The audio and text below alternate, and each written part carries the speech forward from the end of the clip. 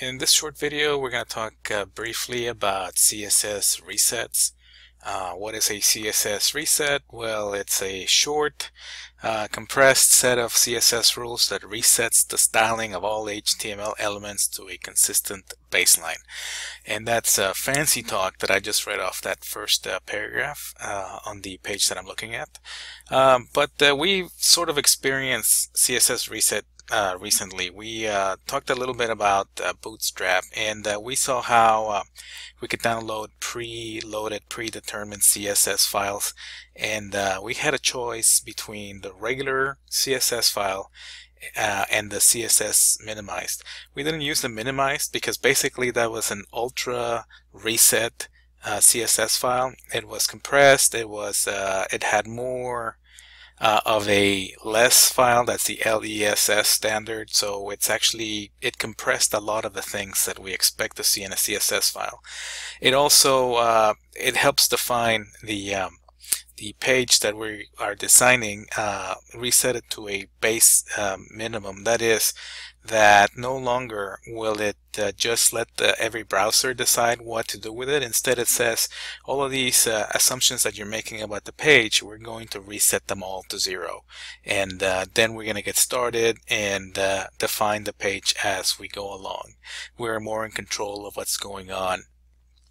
A good example of letting the browser decide what's going on, I'm going to show you something that we've already done back in week 5. This is when we did the first template for our page using Dreamweaver. I'm navigating back to my home page and going to week 6, and you see that we did this, well, at least I did this short demonstration using just a regular picture that was turned into a header, and we created a menu and just a basic section that holds 2 articles and has a footer at the bottom.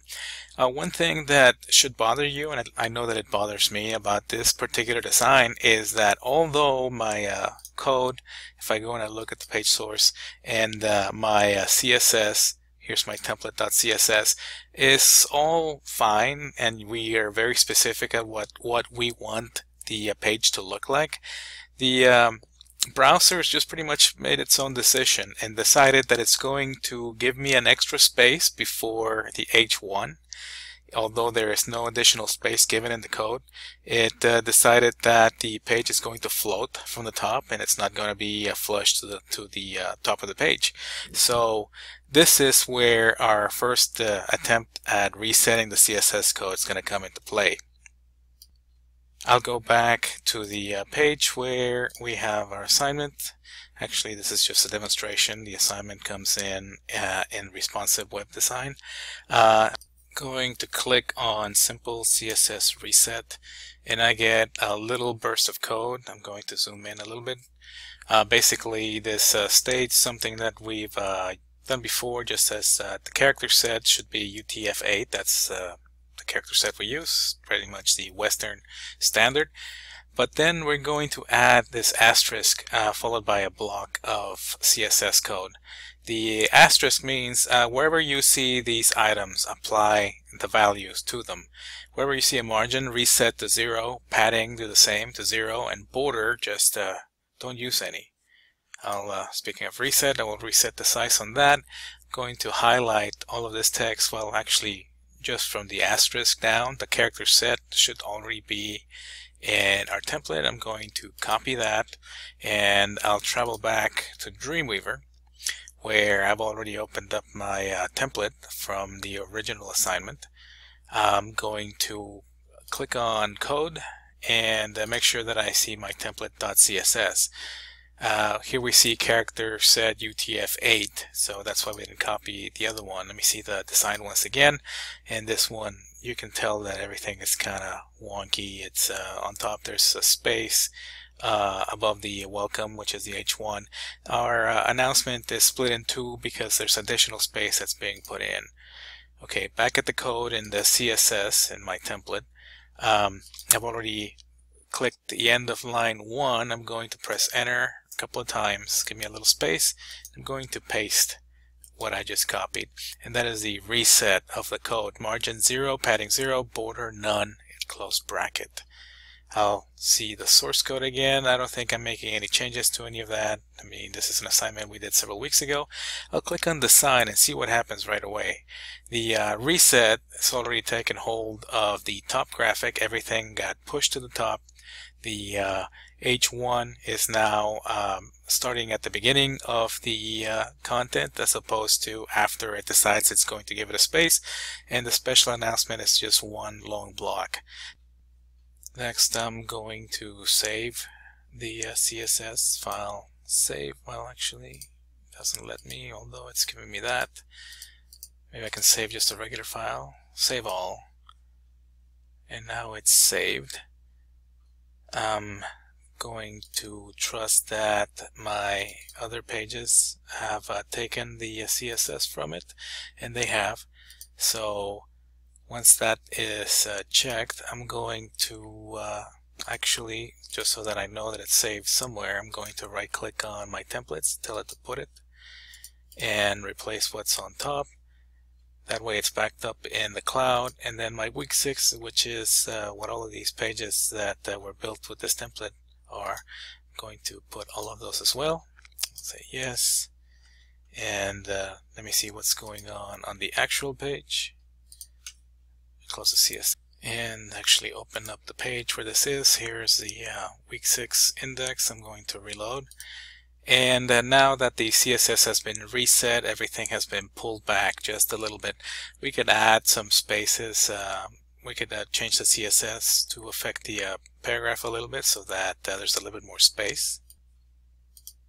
Let me see really quick in Dreamweaver, pull it up. I'll click in the text. Here's my paragraph and content article. I'll locate it on the CSS Designer, main content, content aside P, and my text, or maybe actually on my margin. I could add a margin at the bottom of the paragraph to just give it, let's see, EM 1.5. And that way at the end of each paragraph it'll add a little bit of space.